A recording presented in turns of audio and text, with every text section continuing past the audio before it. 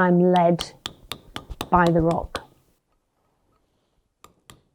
I have to live with it. Sometimes I've lived with the rock for the example, that one out there, I lived with that for 6 weeks to see what was in it.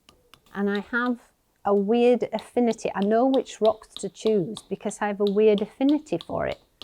I don't actually know what's in it. I can either feel movement or it's like the stone has a personality. And I know that that's the one I want. So I collect up these rocks that I have an affinity with and put them in my van and come home and find out what's inside them. And I could sense that there was a female's body in it and a horse's head. Now that sounds strange because I didn't know the orientation on where they were. I could just feel that they were in there. I live with it. I actually take it home and live with it until I see it. And it's like something pings when I see it.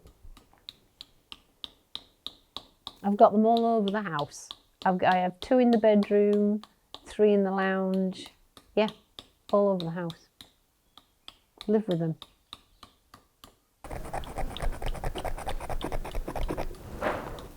It's completely instinctive.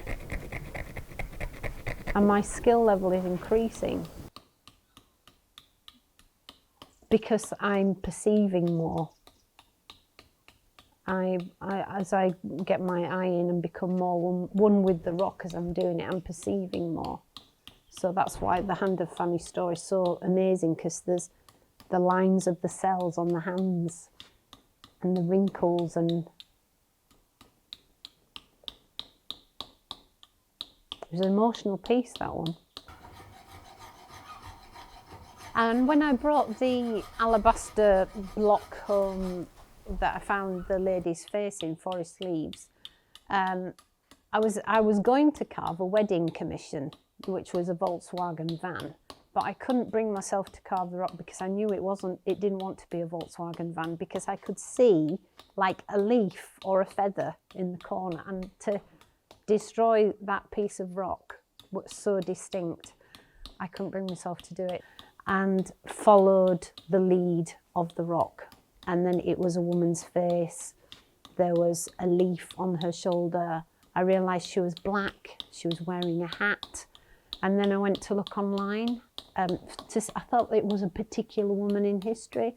And when I looked, it matched Frances Harper. She was the first black published lady in America. And the first book she produced was called Forest Leaves, and the leaf is on her shoulder.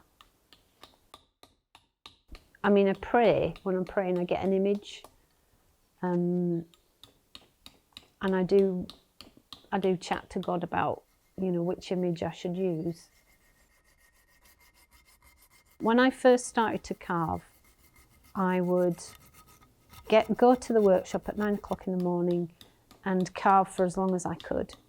And my inner resilience got lower and lower until I had a revelation that Jesus of Nazareth was a carpenter, and he would have used a similar mallet to me. And it's not that I'm talking to God, but it's that he's there with me. We're doing it together. I'm not particularly asking him. It's like he's part of the process. It's within me. It's within the skill. The skill is like a gift in itself. It was like discovering a new language that I could always speak, that I didn't know I could speak. Yeah, I'd say that when I'm carving, I'm closest to my maker. I feel this pleasure when I carve. I want them to see a beautiful piece, something that touches them at a deeper level, simply because it occupies a 3D space. It's more of an encounter. I want them to have some kind of spiritual encounter when they look at my pieces.